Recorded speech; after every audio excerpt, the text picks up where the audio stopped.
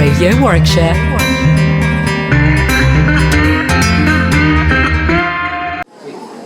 Also, now it's time to, like I said, is talking to Jackie Chappel, and just a quick overview of that, and she'll talk into more detail. But back in the day, she was the first female CEO of British Rail, which I think is outstanding. I think she's an awesome individual and a lady, and I know she'll probably hate me for saying that, but I think she's absolutely brilliant. So Jackie's going to just talk a bit about her background and about her business, and hopefully you'll get some insight into her and what she does in her business, and hopefully that'll help you on your journey. So without further ado, I'm going to pass over to Jackie. Jackie, thanks for coming on the show. Really amazing that you've agreed to be with me today, so thanks for that. Well, thank you for inviting me, Kirk. And I always feel so gobsmacked, I suppose, that people find my story awesome, because at the time it was just me getting on with things.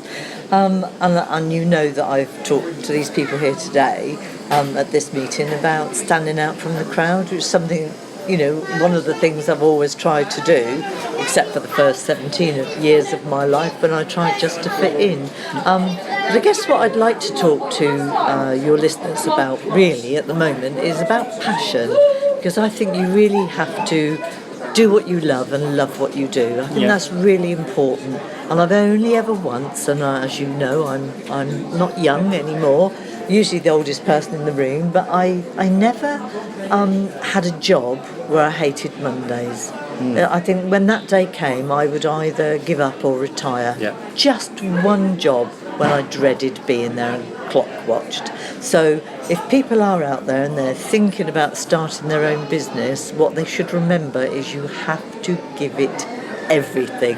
So if you don't love it, don't bother. Great, that's great. And as advice. Brad always says, if you've got a plan B, you don't believe in your plan A. So make sure your plan A is something you really want to do. And so going back on that, I've worked since I think my first job was 11 years old, sacking up potatoes in the back of a fruit and veg shop, because they would get tons of potatoes loose. I'd have to weigh them up and I used to get filthy, but I didn't care. I wouldn't say it's the best job I've ever had, but I had the best shoes of all the girls in my class. And girls would recognise that. Shoes are important. Hey, I like shoes as well. But I had my own money, you see, so my parents would buy me school uniform shoes and playing shoes. Not enough for the young me. I wanted fashion. So, and my second job, surprisingly enough, was a Saturday job in Freeman Hardy and Willis, the shoe shop. And I had the latest trends then. I just worked for shoes. I didn't work for money.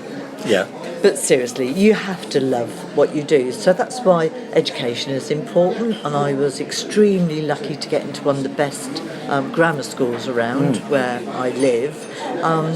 It was an unhappy time because all the girls owned ponies, except for me. I came from a council house. But that's the thing, you don't let your beginnings hold you back. It's not where you start, it's where you finish. And I have, as you know, finished up in some quite awesome positions. Now, the railway I joined because my marriage had broken up, I had 2 small kids, a mortgage to pay, and I had started out a business as a sideline to my corporate job. Brilliant job, Porsche GB, loved that job. So I started there and needed more money because my first ever mortgage.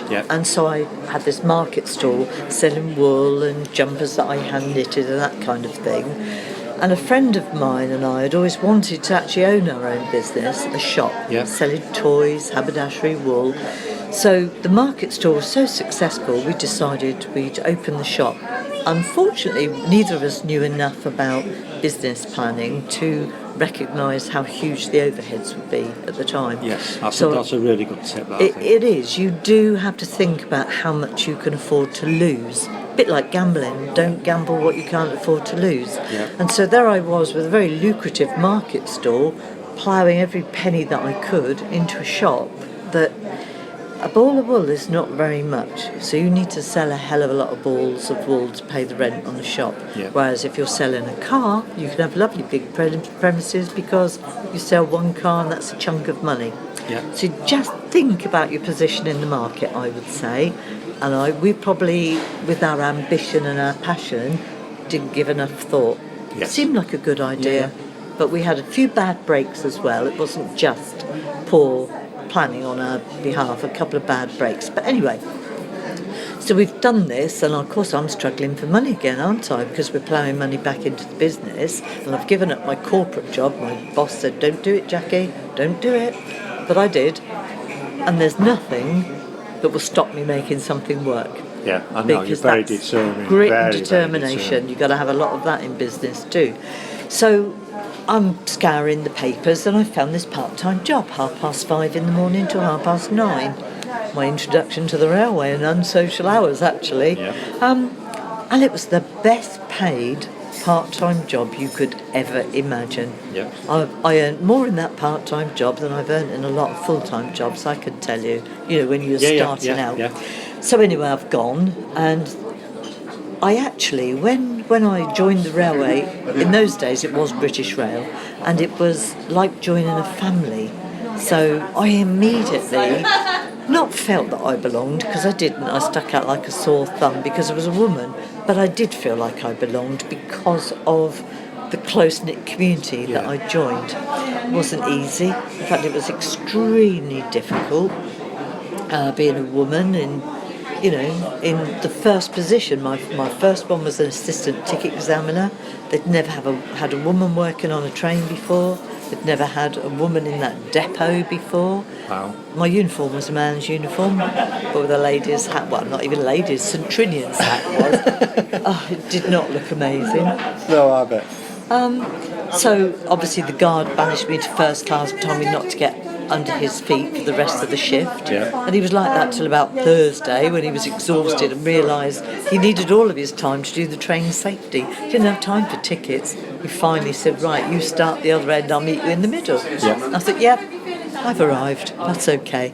I was very lucky, I guess, standing out, not just because I was a woman, but because my work ethic and because I wouldn't let things get me down. And I don't believe there's any point doing anything unless you're going to do it to the best of your ability. Yeah, very I just true, have, very true. I'm very driven.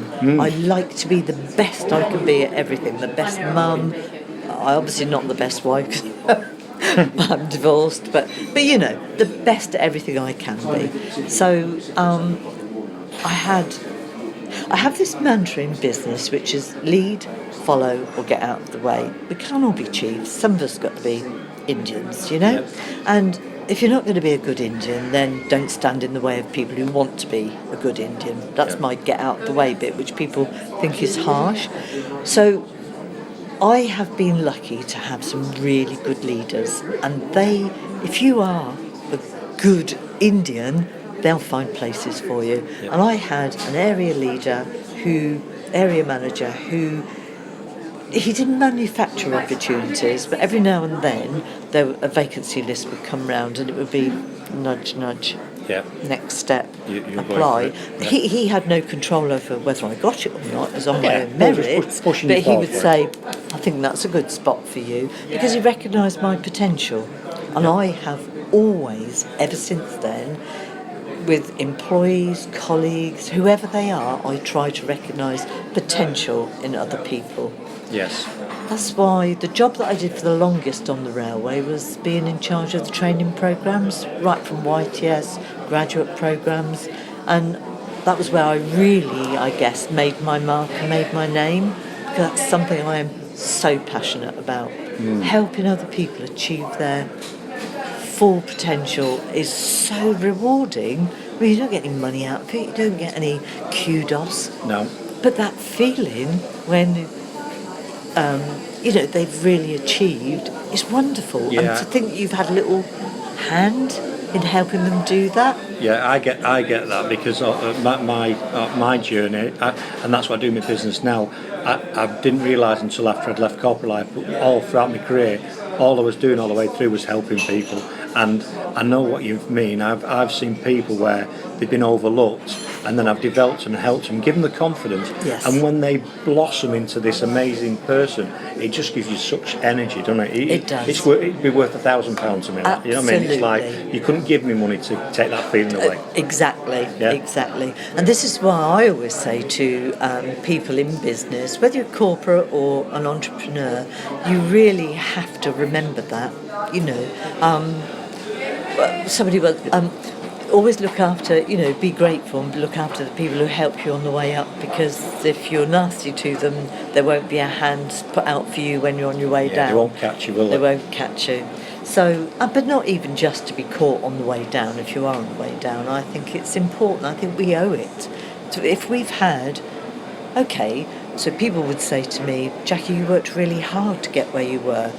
I would always say, yes, but I had opportunities as well.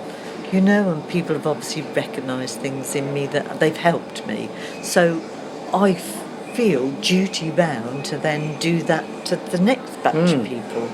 Yeah. You know, always I will, even in my business now, and it's ironing and cleaning, I will look from inside to promote people to managers, team leaders, get them qualifications, get them confidence in what they're able to do. And you do exactly see them blossom. And that's not only you're doing that for you're not doing that subconsciously as a tactic to develop your business or anything like that. You're doing it because I know you do it because you genuinely believe in doing that for people, with no ulterior motive. That's the one. Right, They're the words. You got my words out for me. But what that does, it gives you so much back in return, doesn't it? It does. It does. That you can't even put down on paper what it is, and those people even. I mean, you said something which people would find really very strange when you've just been doing your public speaking, we've just been listening to you, about one of your employees that wants to set up her own business, and you've actually gone and helped her set her own business up, and could be deemed as a direct competition. A lot of people listening think that's absolutely bonkers. Why would you do that? There is no competition. Why is there competition? I'm unique, you're unique. Yeah. So it doesn't matter if there's 20 cleaning companies in Reading. I am unique. I'm the most expensive. But I try to be the best. Yeah. But it doesn't matter if I'm value for money. There is no other cleaning company like my cleaning company. I know, and the part of that is that we interview our clients. We don't take clients that won't be appreciative, because why would I send my girls somewhere if they don't care about their home? Why would I send my girls there to care about it for them? We like discerning clients who want a good company that care as much about their happiness in their home as they do. So I'm not going to send a girl in who's sloppy. I don't want a customer who's sloppy.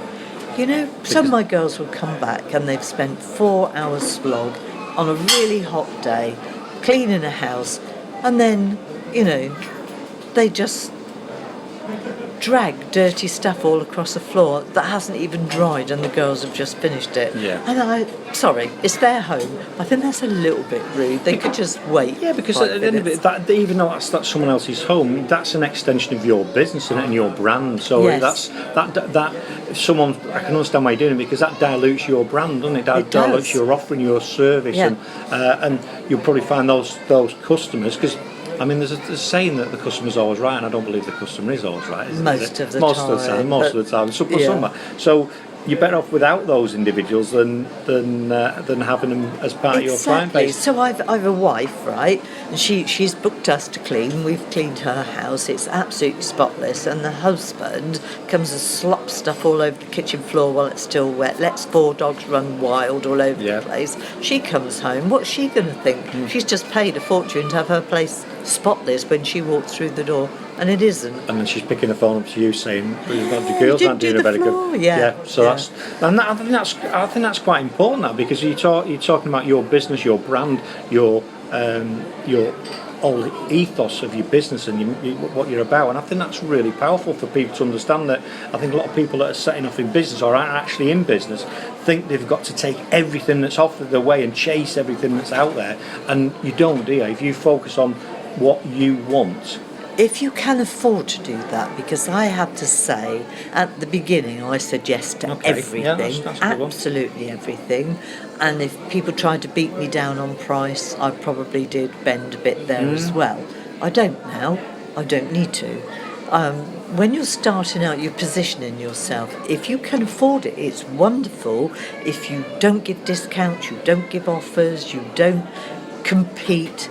You know, if you can afford not to do that and place yourself in that niche right from the start, that's the best way to go. Yeah. Sometimes you need a bit of butter on your bread, and you might have to accept stuff you wouldn't otherwise. I do like that. But you gradually lose that. I do like that. Yeah. I think Brad talks about that. I'm sorry about talking about Brad again, but I think he talks about that when he's talking about being a public speaker and moving on that, and he basically says you have to go to the opening of an envelope. Absolutely. Because you're very experienced and you've got to grow your value. People have got to see what you're doing, and then you can start saying, no, I don't want to do that, I want to do that. Yes. So I think that's a really good point that you brought up there, and a really good way of explaining it. I think that's perfect. Yeah. But it works the same for me. With my business, I can now be more careful about the customers I choose, because then it shows that I appreciate the quality of my staff, and it proves that I believe in the quality of the service we provide.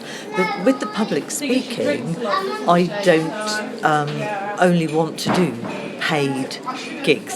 I like doing the ones where I can make a difference, because Brad always says, here we go, Brad, sorry Brad, he says come away with experience, assets, like photos or a testimonial, or cash. Well, it's not about the cash for me, because it's back to making a difference. You know, a few people have said to me today, you know, after my foresight, they said, oh, do you know, I can really relate to that experience. And and if one or two people out of that room listen to the bit I said about corporate responsibility and giving back to schools and the next generation, and trying to instill in them this excitement about the world of work, be it corporate or entrepreneurial, you know, if just one of them chose to go to a school and give something back, which means so much to those young people, they'll never forget, then I've done something. You know, so it doesn't have to be a paid gig for me. If I can help somebody, I get my reward back. Yeah, I think that sounds a bit altruistic, but that it's me. And I think when you get to that level and you can do that, and you can give that time, and people say, oh yeah, well I've got to, you can do that in a time when it's not necessarily the time when you're working or you're earning money. You can give it in a bit of your free time or what have you, and that, like you say, that hour or that couple of hours in a classroom could. And I do public speaking and do around the dyslexia, and I say the same thing. If I went into a school and there was 250 kids and I only affect one child in that school, that's fine. Job done. You know, because I talk, and that's what this show's about. I'm talking to me that's 6 years ago. Yes. Sat in a job, didn't enjoy the job, and that's the same thing. And you'll do the same thing when you're doing public speaking. I'm talking to me back in school at 11-year-old. So it's exactly the same thing, and I think if more people realise that and adopt that attitude and help somebody else, if you've got a skill and you can help somebody else, then go and help somebody else. Absolutely, and I guess really this is the opportune moment to say to Mr. Yeowood, my religious knowledge teacher all those years ago, shouting down the corridor, Jacqueline Goodson, you'll amount to nothing. Thank you, Mr. Yeowood. Proved you wrong. I think he pushed you, did he? I think he did. It's like a dare. And, you know, he said, you'll amount to nothing. I mean, I look at you now, and I've met you, and I've known you for some time now, and I could never imagine anyone saying to you now, you'd never amount to nothing. And I think that's quite interesting, because there'll be people out there listening who have been told, or are being currently told by the family, by the school teacher, by their employer, you're nothing, you'll never be nothing, you're no good, why are you doing that? And I think you've got to ignore, if you've something inside telling you, I want to do this, or I'm good at this, then do it, and don't let anybody tell you any different, because I think life's too short. Life is too short for everything, and it's not just other people telling you can't do something, it's your inside voices. I like that. You know, and people say to me, oh, you're such a confident speaker. You didn't see me in the toilet before, shaking like a leaf, thinking, oh, why did I say I'd come? You know, because my inside voices say, why does anybody want to listen to you? It's interesting. You know, what do they want to hear you even people that sort of know me, they'll say, you know, I've seen on Twitter that you're speaking at this business networking show, and they'll say, what are you talking about then? I'll say, oh, I'm talking about me, my career, you know, my career path. You know, why? Why does anybody want to listen to that? And so that's me in the loo before a talk thinking, why does anybody want to hear this? You know, so don't listen to your inside voices holding you back. You know, last December, I specifically drove from the Midlands to Manchester to watch you speak because I'd met you at a public speaking course and really liked your story. I thought, oh, well, come see you actually speaking because we didn't have time to watch you. So that's what I did to go and watch you speak. And I think we like public speakers who are genuine, I can relate to, and they've got a good story. I think you have all that. You're sending out a very strong message. And I don't want to go down the feminist route and the female route. What you achieved in your career, if you'd have been a man, you'd achieve the same thing. Yes. The fact that you was a female in that environment makes it even more amazing because you'd have done the same. Do you know what I mean? Yes. And I think you've changed that industry and you've changed the way that works and the amount of females that are working in that environment. And I think that's what people relate to. Because that inner voice that you've got, everybody in the audience has got that same inner voice, saying, I wish I could do that, or I could never do that. And I think you've actually got the courage because of your, can't remember your teacher's name. Mr. Yearwood. Mr. Yearwood, saying you'll never amount to nothing. He's at the back of your mind pushing you onto that stage. Absolutely. And I love watching you. I mean, Jackie's a public speaker, if you've not picked that up. And check her out because she's amazing. We'll have missed TBNS now by the time this is aired, but I'm sure she's on some other business shows coming up as well. So. Yes, all the business expos. I'm doing the Biz Expo in Birmingham on the 1st of November, and the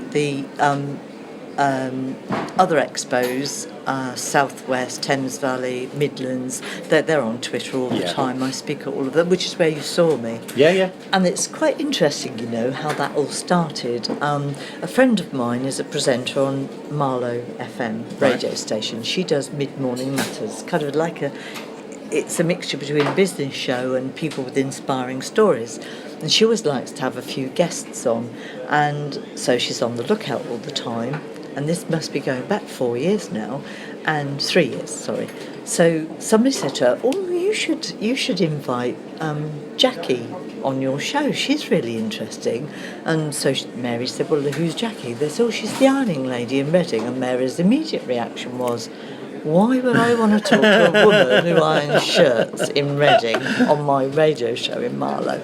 They said, you'd be surprised. She's got a story to tell.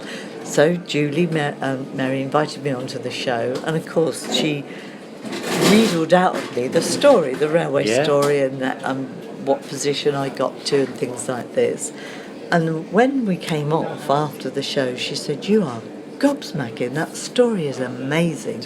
She said her other guest was a lady who was launching the Sue Ryder Business Women of Achievement Awards 2014. So Mary said, I'm going to nominate you. And I laughed, thinking, because you say, you know, a throwaway comment. Yeah. And bless her, she nominated me and I won Businesswoman of the Year. And that is how I came to do all of this. I won that. I was booked for the business expos. I met Brad because either I would be his warm-up woman or he'd be my warm-up man. Yeah. And so 2 years of that, and then, of course, the Brad camps last year where I met you. It's kind of changed my life. I was happy being anonymous, really. I'm not anonymous in Reading, I could assure you, and I'm not anonymous on the railway, but anonymous as the ironing lady in Reading. Exactly. I'm just being known as the ironing lady.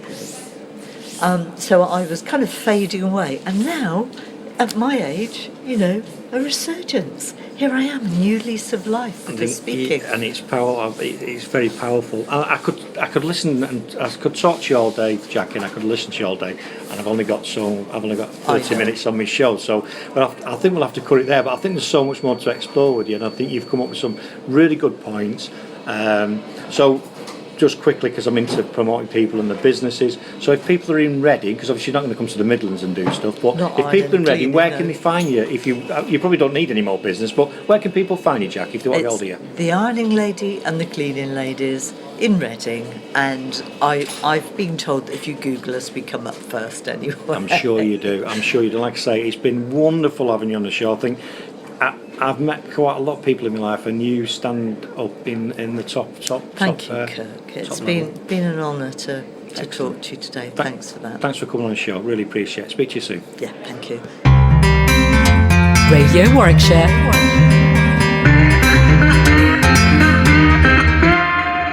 Hey, so I'm here now with another amazing lady. We just listened to one, and here's another one.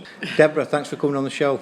Thank you. So we had a bit of a chat before, so just explain what you were talking about with that bit was talking about before. Well, I didn't know I was dyslexic until I went to university in my 50s to do my degree. And I was in a lecture at one point, and the tutor said to me that what I write down does not match how eloquently, she actually said, eloquently I speak. Yeah. Was I dyslexic? A little dyslexic, and I said, not that I'm aware of, I didn't know. So she suggested that I went and found out. And basically, cutting a long story short, you go along and you have a little bit of a test, and if you get a certain amount of questions or a certain score, you then go on to another one. And there's now a great big file on me. Right, okay. And it explains all your strengths and all your weaknesses in this proper diagnosis. Anyway, it turned out that I was dyslexic, with very strong visual strengths. Right. And basically, if I hadn't got those, I don't know how I ever would have managed. So, how did that make you feel then, that initial reaction to that? It was a really emotional time. I was determined in those tests not to be dyslexic. All right, that's interesting. I really worked hard not to get everything right, which in some ways I'm glad I did, because then it was really proved, if that makes sense. Yeah. And then it actually accounted for everything over the years. Why I always knew that I didn't want to be on a committee and be the paperwork person. I never wanted to be the secretary, but I liked being on the committee. Why I got really poor results in my English and everything. I could never write things down. Yeah. But I thought I could. Yeah, and but it's interesting because I didn't find out until I was 44, so it's very, very similar story. And for me, it was very emotional, like it was for you, but it was for the right reasons. I wasn't upset that I was dyslexic. I had a flood of emotion because that's why I've done that. That's why I did that. It explained everything. It accounted for why I did nursing at some point, why I did all my exams twice. Most of my life, I've done all my exams twice. Yeah. And I always thought it's because I was lazy and I hadn't revised enough. And it just explained it all away. So the long-term emotional feeling was, whoa, you did okay, really, didn't you? Yeah, you do. And I think you're a classic dyslexic in the way that you interact with people, your compassion, for your empathy, and you do a lot of. I know you do a lot of work with children and art with children, which is. It's really interesting when we do our art workshops, because we have quite a lot of young people who come and paint and draw and create and make big things, and afterwards they write about it. Yeah. And their parents come up and say, he never writes things, she never writes things. And when I was at school, you always wrote something down and then illustrated it afterwards.